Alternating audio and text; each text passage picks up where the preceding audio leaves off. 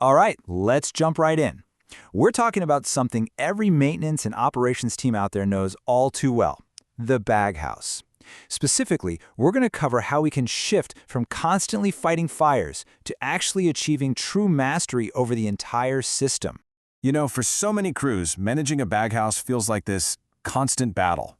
It's this absolutely critical piece of the puzzle, right? But let's be honest, it usually only gets the spotlight when something's already gone wrong. I mean, does this hit close to home? You just put out one fire, you barely have a second to breathe, and you're already tense, just waiting for that next emergency call. You know it's coming, you just don't know when.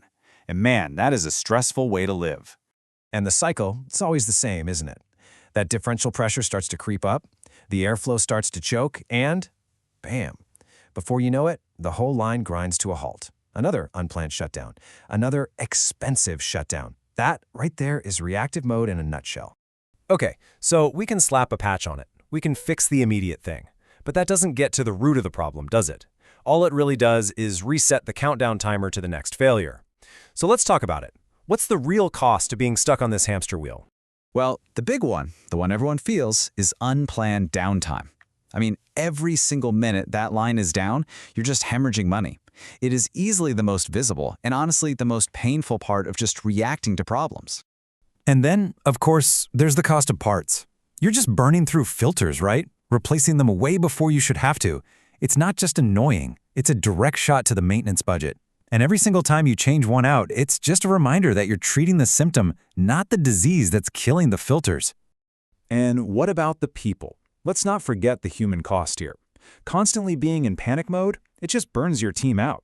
It's stressful, it's a super inefficient way to work, and it keeps your best people from doing the proactive stuff. You know, the work that actually makes the plant better. And look, here's the thing. This isn't about pointing fingers. This experience is pretty much universal. It's not like any one team is failing. This is just how most of us learned, right? Through trial by fire, troubleshooting on the fly. And it works, kind of. The only problem is, it locks you into this cycle where you're always fighting symptoms and never ever getting to the root cause. So, what's the way out? Well, it's not a new tool. It's a new mindset. It's about creating a proactive playbook, getting ahead of the game so you're preventing problems instead of just cleaning up after them. Yeah, this really lays it all out, doesn't it? On one side, you've got the reactive world, emergency repairs, a lot of guesswork, just battling symptoms. But over on the other side, that's the goal.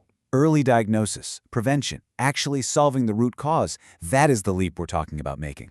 And here's the best part. Making this jump, it doesn't mean you need a bunch of fancy new hardware. No, the single best tool you have isn't even in your toolbox. It's a deep, rock-solid understanding of how your Baghouse system actually works. Okay, so what does deep system knowledge even mean in the real world? It's basically like learning a new language. It's about learning to read the signals, the little whispers, your system is giving you every single day. We can actually break this down into 4 key areas. Think of them as the pillars of Baghouse mastery. First, you've got to master your inspections, so you can spot those early warnings, like a worn-out seal or a sticky damper. Second, really understanding differential pressure, seeing it as a story, not just a number. Third is perfecting your filter changeouts.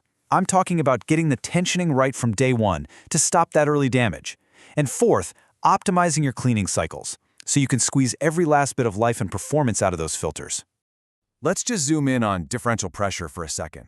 It really is like the blood pressure of your baghouse. A nice, steady reading, all good. A sudden spike, that's a huge warning sign.